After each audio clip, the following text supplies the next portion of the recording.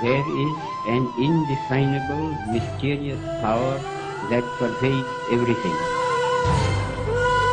This is Subhash Chandra Bose speaking to Indians in East Asia. My countrymen in East Asia, while I am in Tokyo, I desire to address a few words to you, and I have no doubt that you will give them due consideration. At the stroke of the midnight hour, when the world sleeps, India will awake to life and freedom.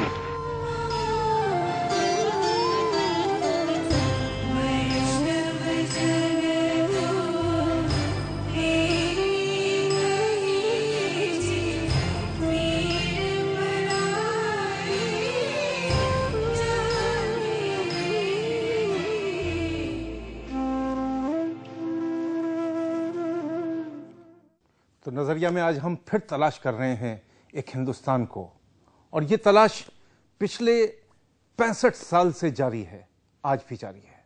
ये एक आम सोच है जो वक्त के साथ बढ़ी भी है। ये सोच हर आम भारतीय की सोच। क्या यही वो भारत है जिसका ख्वाब आजादी के समय देखा गया था? आज आजादी के 6 दशक बाद भी अगर यह सवाल हमारे सामने है, कहीं एक कसक सी है कि हमने आजादी के बाद की जिम्मेदारियों को शायद वैसे नहीं निभाया जैसे निभाना चाहिए था।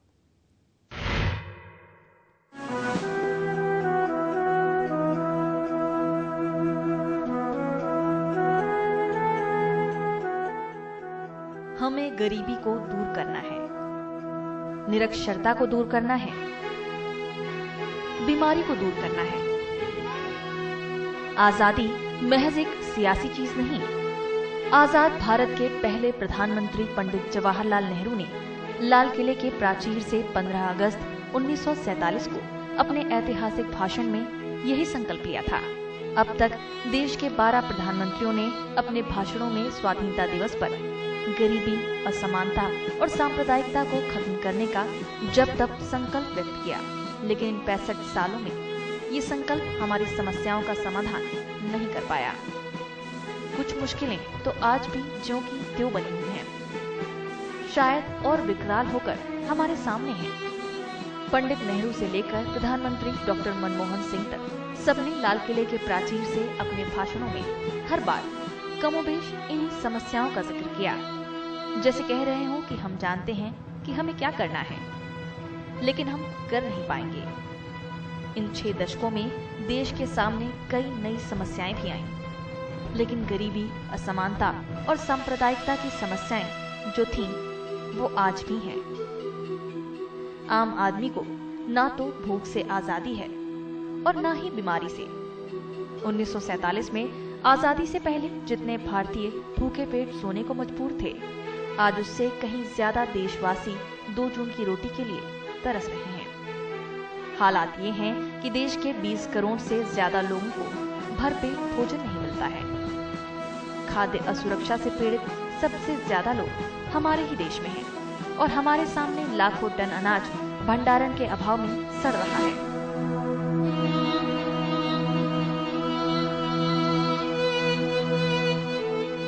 बड़ों की भूख का असर बच्चों पर होता है। शायद इसीलिए भारत में तकरीबन 50% बच्चे कुपोषण का शिकार हैं।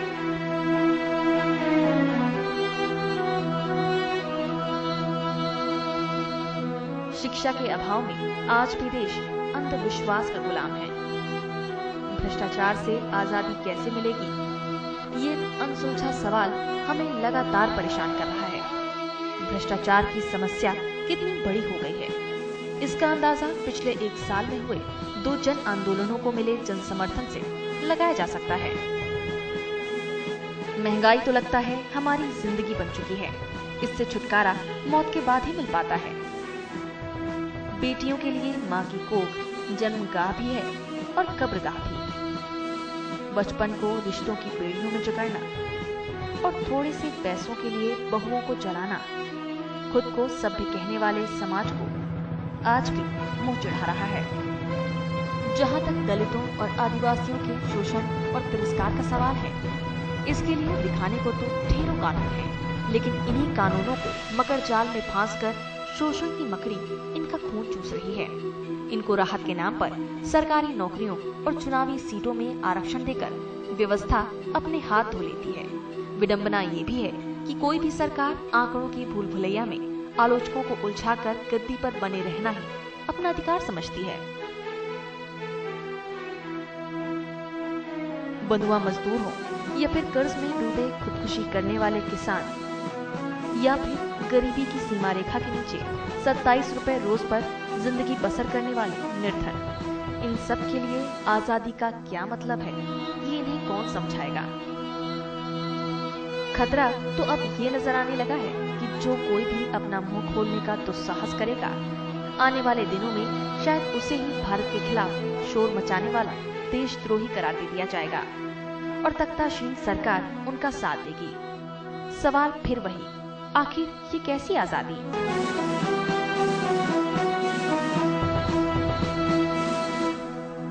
आज आजादी की 66वीं सालगिरह पर जश्न के शोर शराबे के बीच देश के आम आदमी की खामोशियों को सुनने का वक्त किसके पास है, जो शायद यही कह रही है कि हमें आजादी चाहिए।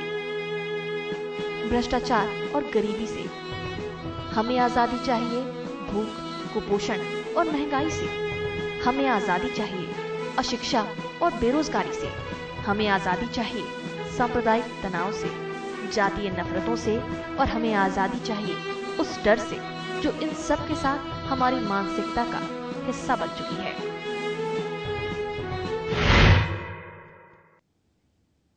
तो सवाल जो 65 साल से बना हुआ है कि आखिर हमें आजादी चाहिए किससे? कुछ चीजें हमने जमा की और आपके सामने लाने की कोशिश की कि असल में हमको आजादी इन चीजों से चाहिए। सतीश जी, आपका नजरिया जानना चाहते हैं। बेशक हमको आजादी इन चीजों से चाहिए, इसमें कोई दो राय नहीं हो सकती।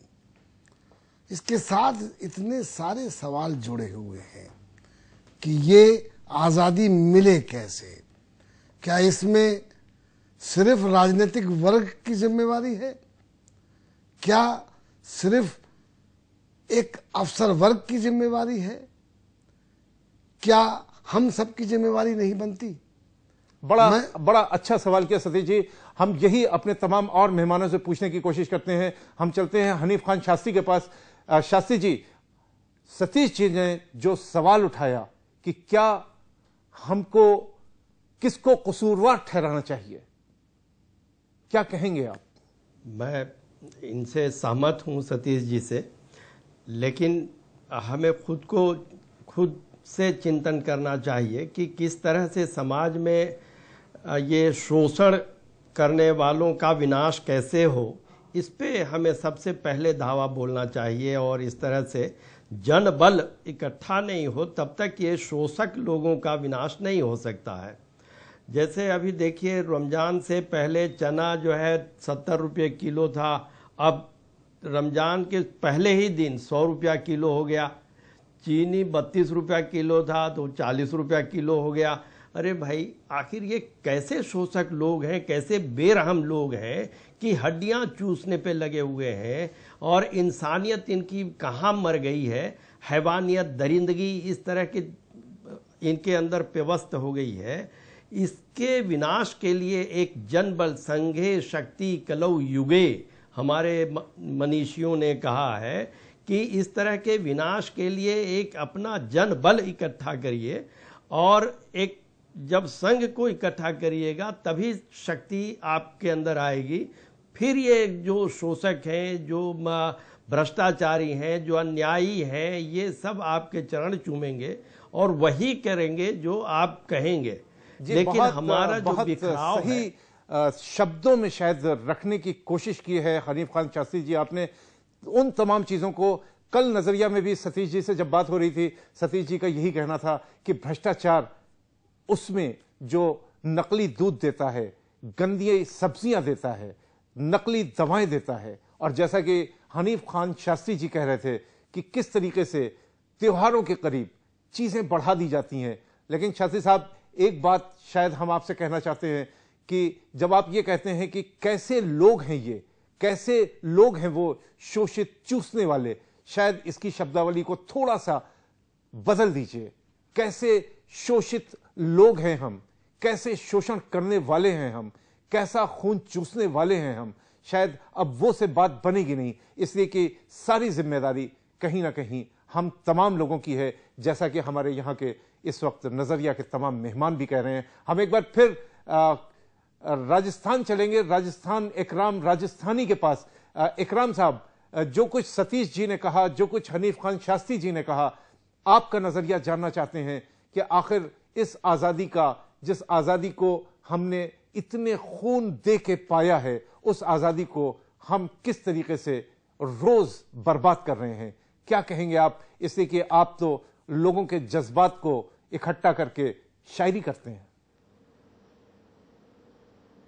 मैं इनकी बात से सहमत हूं। ये दोनों हजरात ने जो कहा है ये बिल्कुल ठीक कह रहे हैं, क्योंकि आज के दौर में हम जिस हालत को जी रहे हैं, हमें लग रहा है कि कदम कदम पे हमारा शोषण हो रहा है। लोग हमारा खून चूसने की हालत में आए हुए हैं और ये कहते हैं कि हम उन्हीं को चुन चुन करके भेज रहे हैं, उन्हीं का सिलेक्शन कर रहे हैं। लेकिन हकीकत तो ये है कि जब तक हम खुद नहीं जागेंगे, जब तक हम खुद नहीं संभलेंगे, तब तक हम कर क्या सकते हैं। इस मुल्क में आज इस बात की ज़रूरत है कि हमें जागना होगा, हमें उठना होगा, हमें संभलना होगा, अपने आप को संवारना होगा, तब कहीं जाकर के हम इन लोगों से मुकाबला कर सकेंगे। क्योंकि जब हम देखते हैं चारों तरफ की आदमियत ख़त्म हो रही है, इंसानियत ख़त्म हो रही है, और मुझे लगता है अगर शायरी के जवाब में बात करूं तो मैं ये कहना चाहता हूं कि होता था कैसा आदमी, पूछेंगी पीढ़ियां, एक बुत रखा रहेगा बस पहचान के लिए, और जो लोग समस्याओं के सरताज हैं यहाँ, हम उनको पूछते हैं समाधान के लिए। यानी जो लोग समस्याएं कर रहे हैं, हम उम्मीद ये करते हैं कि वो हमारा समाधान करेंगे। ये बहुत मुश्किल हो रहा है।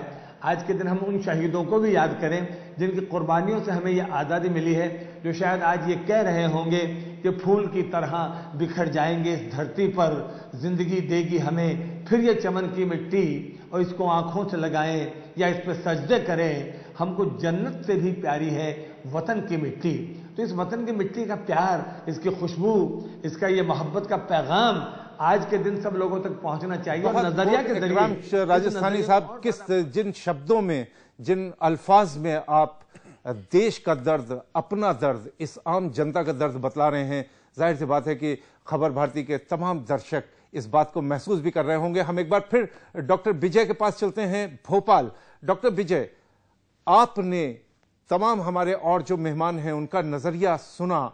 सवाल यही है कि शायद जब हम बात करते हैं कि वो लोग जो परेशान कर रहे हैं, वो लोग जो शोषण कर रहे हैं, वो लोग जो महंगाई बढ़ा रहे हैं, इसमें से क्या वो निकालने का वक्त नहीं आ गया है? क्या हमको ये नहीं कहना चाहिए कि हम जो महंगाई बढ़ा रहे हैं, हम जो शोषण कर रहे हैं, हम जो नकली चीजें बेच के मुनाफा कमा रहे हैं, हम जो मुनाफाखोर हैं, क्या कहेंगी आप? आप नाज़िम जी ये बताएं कि क्या ये सारी चीजें एक दिन में आ गई हैं, कुछ ही दिनों में आ गई हैं, या कुछ 1-2 सालों में आ गई हैं? सच तो यह है कि इसके लिए सालों साल से जैसे जमीन और मिट्टी तैयार हो रही है, और अब यह स्थिति आ गई है कि सिर से ऊपर पानी जाने लगा है। डॉक्टर विनय, इसका किसको जिम्मेदार ठहराती हैं आप इसको इसका जिम्मेदार किसको ठहरा रही हैं आप? जी, इसके लिए जिम्मेदार तो सभी हैं, हम सब जिम्मेदार हैं, क्योंकि हम अगर आवाज नहीं उठाते, हम अगर विरोध नहीं करते हैं, हम अगर आसमान में सुराग करने की हिम्मत नहीं रखते हैं, तो ये जिम्मेदारी बहुत हद तक हमारी खुद की है। मैं अगर एक दूसरे अपने काव्यमयी भाषा में कहूं तो, अपना धर्म, अपना देश, भाषा अपनी, अपना वेश, खो गए कई सारे संदेश, कहाँ गए वे वीर अभिमानी, जांबाज बलिदानी, रहा नहीं आज किसी की आंखों में पानी, रहा नहीं आज किसी की आंखों में पानी, शर्म आती है कहने में अब हम हैं हिंदी हिंदुस्तानी, हम हैं हिंदी हिंदुस्तानी। बहुत खूब डॉक्टर विनय, शर्म आती है ये कहते हुए आज के हम हैं हिंदी हिंदुस्तानी। आइए, इसी बीच हमारे देश के राष्ट्रपति ने आज देश के नाम संदेश दिया। उस संदेश में क्या खास बात उन्होंने कही, शायद जो 65 साल से हम कहते आ रहे हैं, जो 65 साल से हर स्वतंत्रता दिवस पे, हर गणतंत्र दिवस पे हम बताते आ रहे हैं, शायद कहीं उसी को तो नहीं दोहरा दिया है इस बार हमारे नए राष्ट्रपति महामहिम राष्ट्रपति ने। I am not a pessimist. For me, the glass is always half full rather than half empty. I would go to the extent of saying that the glass of modern India is more than half full. Our productive working class, our inspiring farmers who have lifted a famine-wrecked land to food surplus status. If our economy has achieved critical mass, then it must become a launching pad for the next leap. We need a second freedom struggle, this time to ensure that India is free forever from hunger, disease and poverty. Inflation, particularly food inflation, remains a cause of worry. While our food availability remains healthy, we cannot forget the plight of those who made this possible even in a lean year. Our farmers, they have stood by the nation in its need. The nation must stand by them in their distress. Anger against the bitter pandemic of corruption is legitimate, as is the protest against this plague that is eroding the capability and potential of our nation. There are times when people lose their patience, but it cannot become an excuse for an assault on our democratic institutions. तो महामहिम राष्ट्रपति अपना भाषण पढ़ रहे थे। क्या अच्छी तस्वीर दिखा रहे थे इस देश की। शायद भारतवासियों से बात भी नहीं कर रहे थे महामहिम, बात कर रहे थे इस दुनिया से कि हम क्या हैं, हम कितने प्रॉस्पेरस हैं, हम कितने भरे पूरे हैं। सतीश जी क्या कहेंगे? मेरा कहना यह है कि उन्होंने साफ शब्दों में ये कहा है कि हमारी लड़ाई गरीबी और भूख के खिलाफ है। ऐसा नहीं है कि महामहिम प्रणब मुखर्जी जी इस बात को नहीं जानते हैं।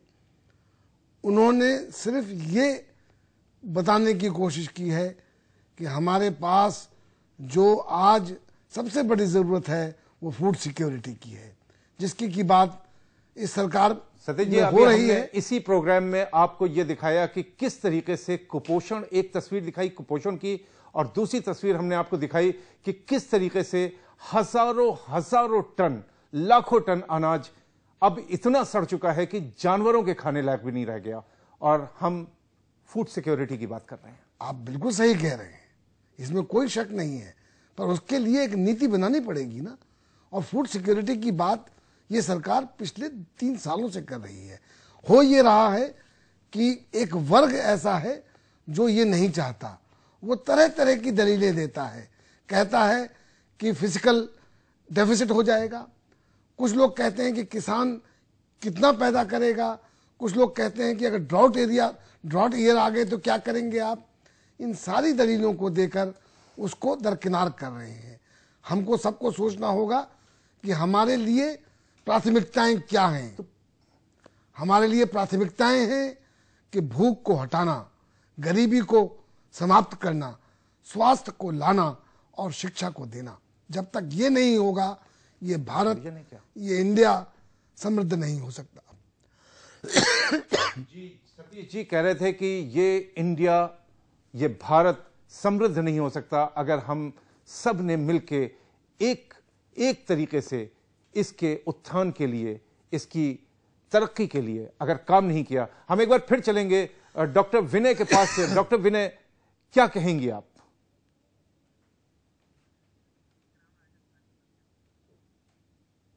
तो आइए एक बार फिर चलते हैं हम हनीफ शास्त्री जी के पास। हनीफ खान शास्त्री जी, आपने राष्ट्रपति जी को भी सुना, उसके बाद आपने सतीश मिश्रा जी को भी सुना, आपका अपना नजरिया क्या है? सतीश मिश्रा जी की बातों से सहमत हूं मैं, और बहुत सही है। देखिए, बड़ी समस्या है, बड़ी विडंबना है इस देश के लिए। एक आदमी हजार करोड़ रुपया डकार जा रहा है, घोटाला कर रहा है, और हजारों टन अनाज सड़ रहे हैं। उसके रख रखाव का दूसरे तरफ इंतजाम नहीं किया जा पा रहा है। ये कैसी विडंबना है, ये कैसी निष्क्रियता जैसा कि है। डॉक्टर शास्त्री कह रहे थे कि ये कैसी विडंबना है। हम बात कर रहे थे कि हमें आजादी चाहिए भ्रष्टाचार और गरीबी से, हमें आजादी चाहिए भूख, कुपोषण और महंगाई से, हमें आजादी चाहिए अशिक्षा और बेरोजगारी से, और हमें आजादी चाहिए डर से। यहीं से ये सवाल उठता है कि आखिर आजादी के 6 दशक बाद भी हम इन समस्याओं के गुलाम क्यों हैं? शायद इसलिए क्योंकि इनसे लड़ने के लिए जिस एकजुटता की दरकार है वो हम में नहीं है। हम इन समस्याओं से 65 सालों में भी शायद इसलिए नहीं लड़ पाए क्योंकि आज भी हम भारतीय होने से पहले या तो हिंदू हैं या मुसलमान हैं या सिख हैं या ईसाई हैं। न जाने कितने ही धर्म और जातियों में बढ़ चुके हैं हम, और कहीं हिंदुस्तानी होने में या हिंदुस्तानी कहलाने में शर्म महसूस करते हैं। सतीश जी क्या कहेंगे? नाज़िम भाई, आपने बिल्कुल सही फरमाया। हमारी समस्या यही है कि हम इतने गुटों में बढ़ चुके हैं और बढ़ते जा रहे हैं।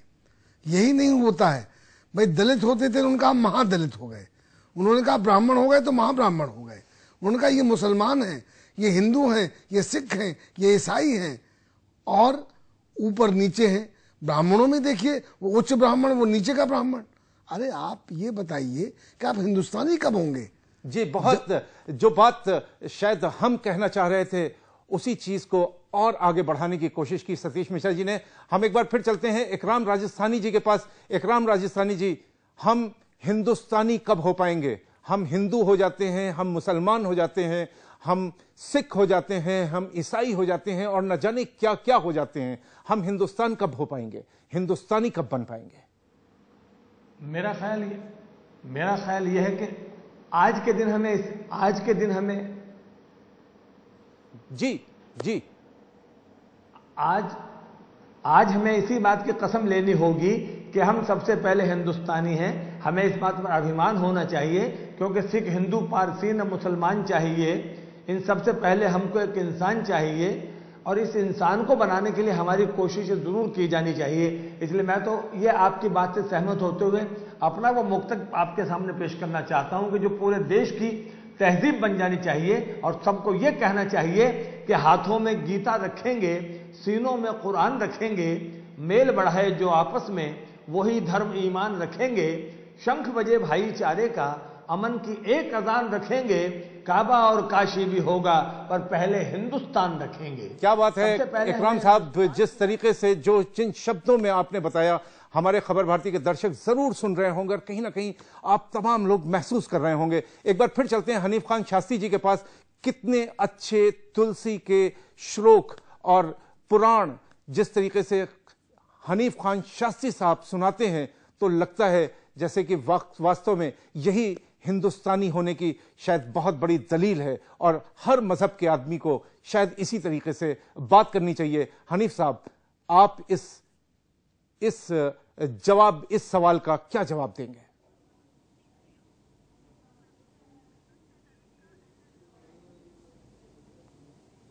जी हनीफ साहब।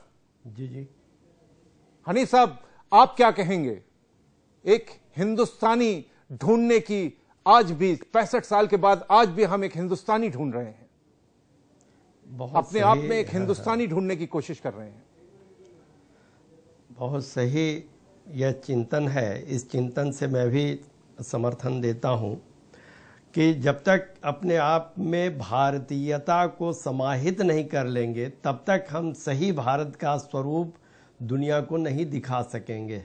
ये संकल्प हर व्यक्ति को, हर भारतवासी को लेना होगा, तब जाकर के यहाँ की महंगाई, गरीबी, बेरोजगारी। जी बहुत बहुत शुक्रिया डॉक्टर हनीफ खान शास्त्री साहब, आपने जिस तरीके से बात की, जिस तरीके से सतीश मिश्रा जी आपने बात की, जिस तरीके से इकराम राजस्थानी साहब आपने बात की, हमें लगता है कि जरूर हमारे खबर भारती के दर्शकों ने आपको सुना भी होगा और कहीं ना कहीं अंदर, बहुत अंदर कुछ महसूस भी किया होगा। एक टूटी हुई जंजीर की फरियाद हैं हम, और दुनिया ये समझती है कि आज़ाद हैं हम।